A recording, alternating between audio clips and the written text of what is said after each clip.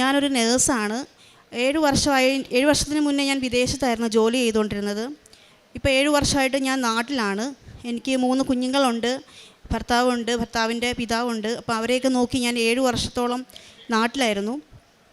അങ്ങനെ ഇരിക്കെ നമ്മുടെ ഇന്നത്തെ ഒരു ചുറ്റുപാടിൽ നമുക്ക് ജീവിത സാഹചര്യങ്ങൾ കൂടുമ്പോൾ നമുക്ക് സാഹചര്യങ്ങളും സാമ്പത്തികവും ഒക്കെ ആവശ്യമായിട്ട് വരുന്ന ഒരു സാഹചര്യം വരുമ്പോൾ തീർച്ചയായിട്ടും നമ്മൾ തിരിച്ച് വന്ന ആ ഒരു ജോലിയിലേക്ക് പോകണം എന്ന് ആഗ്രഹിക്കും. അപ്പോൾ അങ്ങനെ ഞാനും ആഗ്രഹിച്ചു, എനിക്കും തിരിച്ച് ജോലിയിലേക്ക് പോകണം എന്ന്. അപ്പോൾ അങ്ങനെ ഇരിക്കെ ഞാൻ ഒത്തിരി പ്രാർത്ഥിച്ചു കഴിഞ്ഞിട്ട് ഞാൻ തീരുമാനിച്ചു OET പഠിക്കാമെന്ന് വിചാരിച്ചു. അപ്പം അങ്ങനെ ഞാൻ OET 2024 പഠിക്കാൻ തുടങ്ങി. OET പഠിച്ച് പരീക്ഷയൊക്കെ കഴിഞ്ഞ് ആ സമയമായപ്പോഴേക്കും ഈ യൂറോപ്യൻ രാജ്യങ്ങളിലേക്കുള്ള എല്ലാ റിക്രൂട്ട്മെൻറ്റുകളും അവർ നിർത്തിവെച്ചു. അപ്പം ഞാൻ അങ്ങനെ ഇന്ന സ്ഥലത്ത് പോകണം എന്ന് ഞാൻ ഒരിക്കലും ആഗ്രഹിച്ചിട്ടില്ല, അങ്ങനെ പ്രാർത്ഥിച്ചിട്ടില്ല.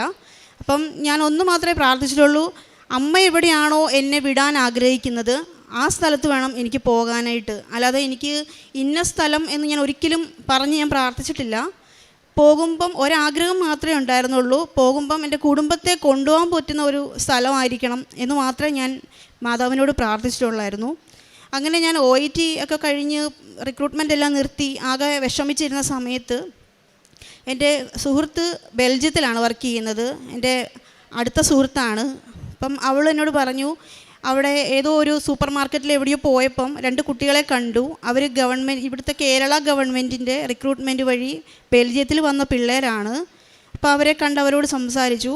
അപ്പം ഈ വർഷം അവിടെ റിക്രൂട്ട്മെൻറ്റ് ഉണ്ടാവും, അപ്പം നീ അത് അവരുടെ സൈറ്റിൽ ODPCയിൽ ചെക്ക് ചെയ്തുകൊണ്ടിരിക്കാൻ പറഞ്ഞു.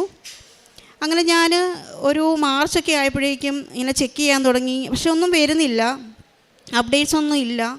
അങ്ങനെ ഇരിക്കെ ഞാൻ മാർച്ചിൽ ഇവിടെ വന്ന് എൻ്റെ 2ാമത്തെ ഉടമ്പടി പുതുക്കിയതിന് ശേഷം ഞാൻ ഒരു ദിവസം ഇങ്ങനെ സൈറ്റിൽ വെറുതെ നോക്കിയപ്പം ഇങ്ങനെ ഒരു ബെൽജിയം റിക്രൂട്ട്മെൻറ്റ് ഇങ്ങനെ കണ്ടു. അപ്പോൾ ഞാൻ വെറുതെ അപ്ലൈ ചെയ്തു. അവിടെ അതിനകത്ത് പ്രത്യേകിച്ചൊന്നും പറയാനില്ല, നമ്മുടെ കുറച്ച് ഡീറ്റെയിൽസ് മാത്രമായിരുന്നു. അപ്പോൾ ഞാനത് അപ്ലൈ ചെയ്തു, കൊടുത്തു.